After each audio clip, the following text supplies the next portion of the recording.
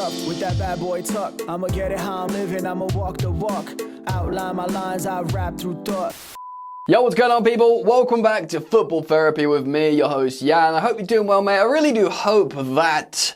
Welcome back to Chelsea news, I guess, of course, but also a preview of Chelsea's next Premier League game. A London derby against Crystal Palace. Of course, Chelsea on the ropes at the moment, coming off a 2-1 defeat away at Molineux.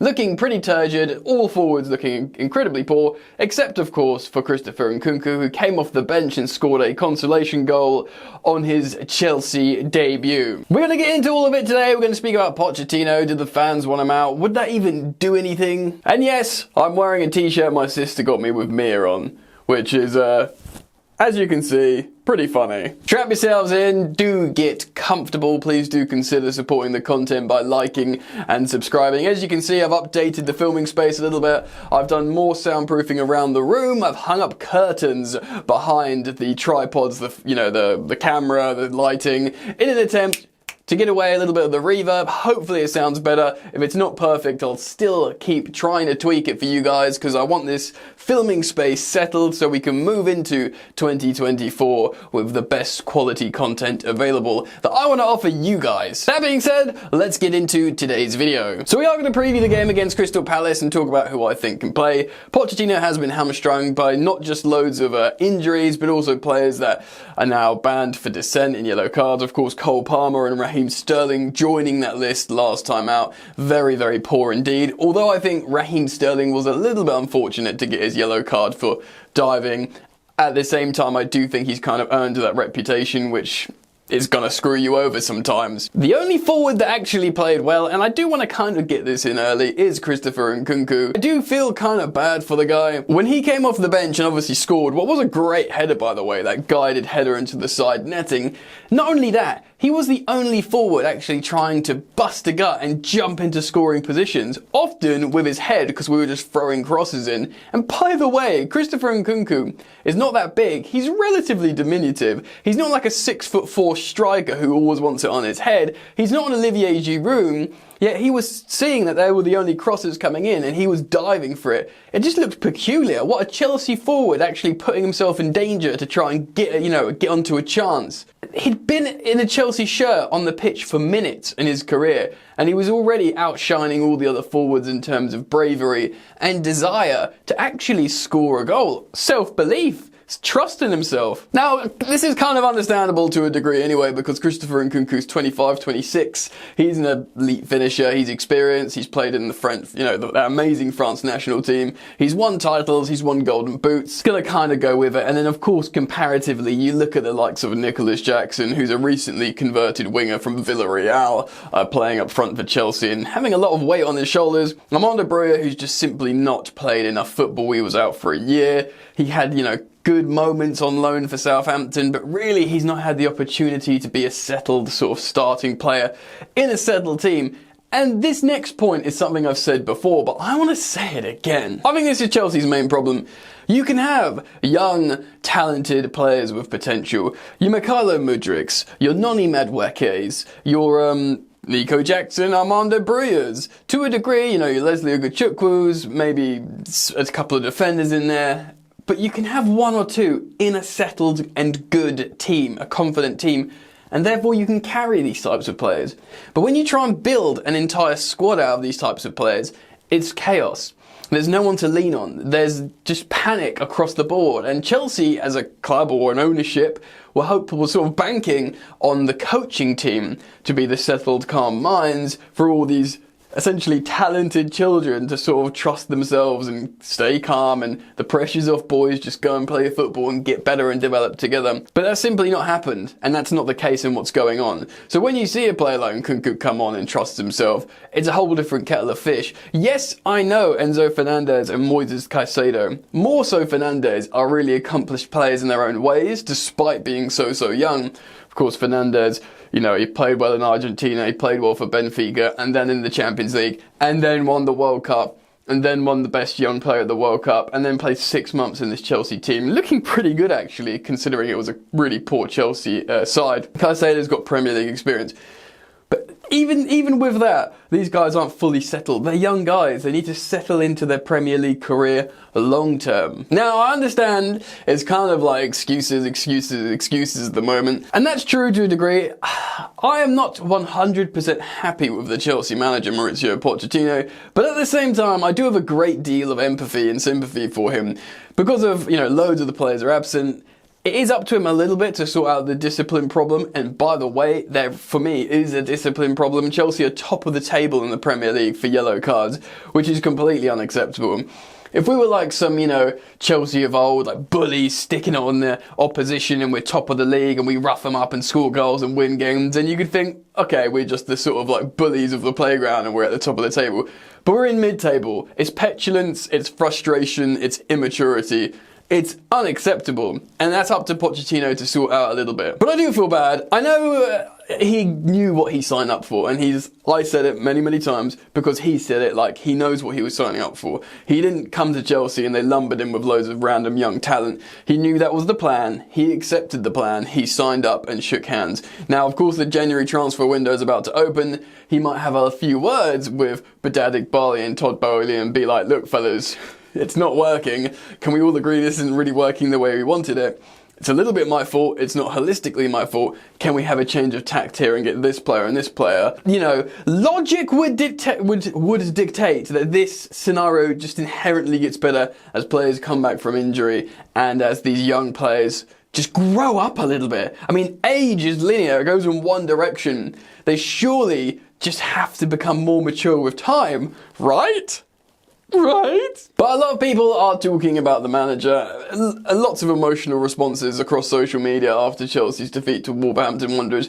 And rightly so, by the way. Like, Liam Twomey of The Athletic wrote, like, a really damning line in his post-match piece, which is, I'm going to paraphrase here, but it's sort of saying with every defeat, echoes of what Chelsea once were, a great force, a Premier League superpower, etc., sort of fades away with every loss. And that sounds a bit like dramatic. You could be like, oh, well, we're in transition, like this is going to happen. But this is like 18 months now. This isn't a few months, 6 months, a year. This is like, what are Chelsea? Like, Chelsea are in the trenches now. They're floating in the lands between. What are they leaning on? Well, for a while we've been leaning on, well, we better complete clear out, and we've got loads of good young talented players who will just inherently get better. But we keep losing, and we're bad, and it isn't a scalp for Molineux, for Wolves at Molineux. Chelsea are often a very bad team that you can just beat, It's not beating a Man City at the moment or a Liverpool. We're kind of like Man United at the moment. Do you know what I mean? Like, what's more impressive, being Man United or Chelsea at the moment? I don't know. And 10 years ago, you could have said the same thing, but for very different reasons. I just want to reference a tweet or a post on X from Football Twitter account, CFC Mod. He's got a bunch of followers, and shortly after the Chelsea loss away at Molineux, he tweeted out a poll: are you Poch in or Poch out? As you can see here, it's nearly got 44,000 votes, which is a really big sample size, with 53.7% saying Poch in and 46.3% saying Poch out. Now, this is really, really telling, because this is just after the Wolverhampton Wanderers loss as well, and we all know what football fans are like. After a loss, a damning loss, a very frustrating loss, fans are emotional, frustrated, and inherently negative. All of us. It's not, I'm not singling anyone out. This is just how we are wired. This is how we, function. So for the majority to still be Pochettino in, granted a slender majority, even after that emotional response, is pretty telling, actually. I reckon if those same 44,000 people voted again now, I reckon it would increase up more Poch in. Maybe not dramatically, maybe you get up to like 65% or something. But because upon reflection, you think, yeah, this happened, that happened, and maybe, and you start thinking elsewhere. But it's very, very telling that even after, in that emotional window, the majority is still Pochettino in. I'm not going to judge anyone who is done with the manager. I kind of nailed my colours to the mast a long time ago in terms of, I don't think he's the guy to win us a Premier League, but I think he's probably an appropriate candidate to take over right now.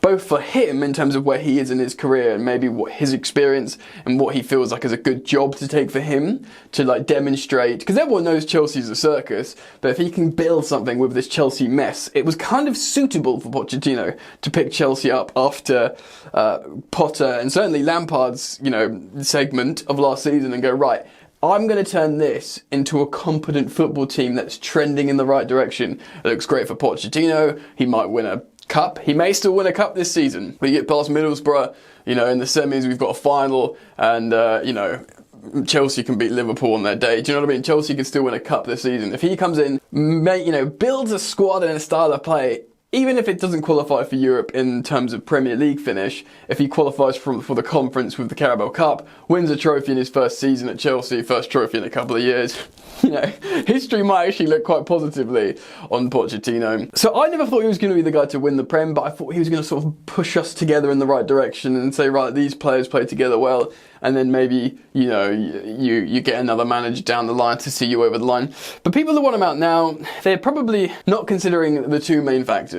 And the two main factors are, firstly, a lot of this stuff's out of his hands. I don't think Pochettino has been completely faultless or blameless. I think he's made poor decisions, personally, and of course football's a game of opinions, and maybe we don't know all the details behind the scenes of the reasons why he made certain choices. But from, the opinion that's afforded to us that we're allowed to make, I think he's made mistakes.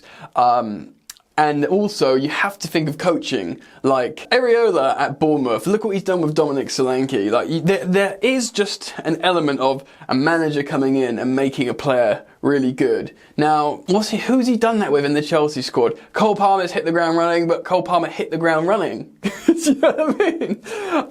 I'm really, struggling to see a player that he's taken from the previous couple of years and made him good. Now, again, I'm very mindful of seeing that because we're such a chaotic team top to bottom that it's hard for certain players to shine. Pochettino is a great developmental coach, okay? I'm not judging him on 6 months of mental Chelsea alone. Southampton, Tottenham, even PSG, I think, players really liked him, attacking players as well. Apparently, Mbappe really liked Pochettino. So I think he's a great developmental coach. I just don't think he's had the opportunity here to present his work properly. Do you know what I mean?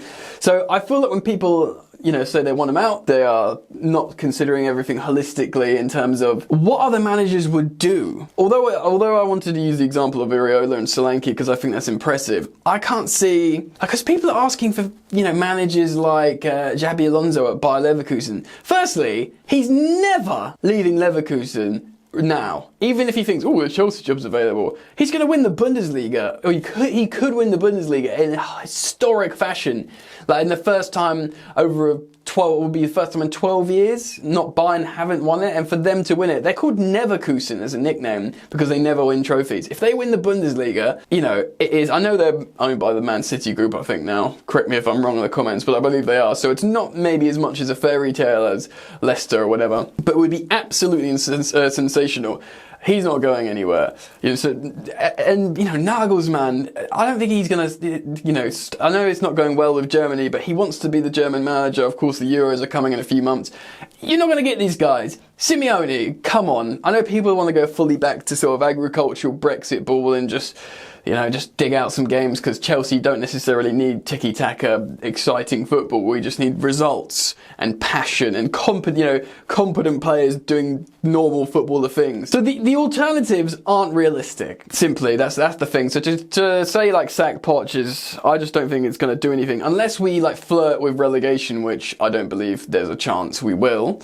Although the relegation teams are looking like they're all trending in the right direction. I just don't think we will. I think he just gets the season regardless. So I think that vote, that poll that CFC Mod did reflects people just thinking about that. What do you do? What's the alternative? Anyway, before I spoke about the upcoming game, I wanted to speak about Pochettino. So comment down below. Let me know your thoughts on the managerial situation holistically. So yeah, let me know your thoughts down there, and let's talk about the Crystal Palace game. All right, Roy Hodgson got a few players back now. Elise back. I don't know the situation with Eze, but they're a good side, man. They're missing a little bit of midfield, but Anderson and Gehi at the back are really, really good. They got a couple of other good forwards as well. They're a robust team, and they've had some good results recently. Good performances, of course. Really good against Manchester City, getting a draw away at the Etihad, and Chelsea have got a good record against Crystal Palace, and we're at home.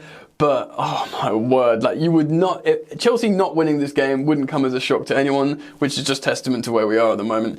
Pochettino is hamstrung with injuries at the moment. Now, both Caicedo and Enzo are doubts. Of course, neither of them started the last game. But the way they, pictured smiling, I think they probably will be both utilised in this game, especially because they didn't have to travel. They have, a couple more days rest. It's at Stamford Bridge. And more than anything else, Chelsea desperately need them. So I'm going to put up my lineup on the screen now. Georgia Petrovic will of course remain in goal. I believe Malo Gusto will continue starting at right back rather than seeing Disasi there. I do think we'll see Disasi and Benoit Badiashile, not Thiago Silva, partnered in this back line for this game. And Levi Colwill will remain starting left back. I just can't see, especially against a canny, robust team like Crystal Palace, I can't see Pochettino putting in Martin at left back. Maybe he'll come on and feature as a left back, as seemingly he is lately. He's turned back into a left back, but I can't see him starting. Now, I'm praying, especially because we've got absent forwards, that we can see a midfield 3 and not a midfield 2. And of course, ideally, the preferred midfield 3 would be Caicedo, flanked by both Fernandes and Conor Gallagher. I really don't think that Ugachukwu did much to impress Pochettino last time out, so hopefully that preferred starting 3, is there. Lavia was in the squad last time out. He even warmed up. Who knows? Maybe he'll make his debut off the bench at home in this game. Which leaves us with a front 3 and preferred starting wingers in Raheem Sterling and Cole Palmer are both suspended for this game. So it's really, really tough. I'm actually going to go wild here. I don't think this is going to be the front 3, but this is what I would do. I would start Christopher Nkunku as a centre forward striker. I would flank him with Mykhailo Mudryk on the left, who of course is available, and Noni Madueke on the right, who of course is available. Now this is very, very unlikely for a couple of reasons. I think Noni is the most wild card here. Although he's come off the bench, I doubt he'll come in for a start, even though we've got absent players. What I think is more likely to happen is we see Nkunku on the left, Nico Jackson on the right, and probably Armando Broja up top. We've seen Nico Jackson play as a right winger. He's clearly a preferred attacker by Mauricio Pochettino here. Broja's seemingly fit to go as well. I do think Nkunku needs to start because we need those goals.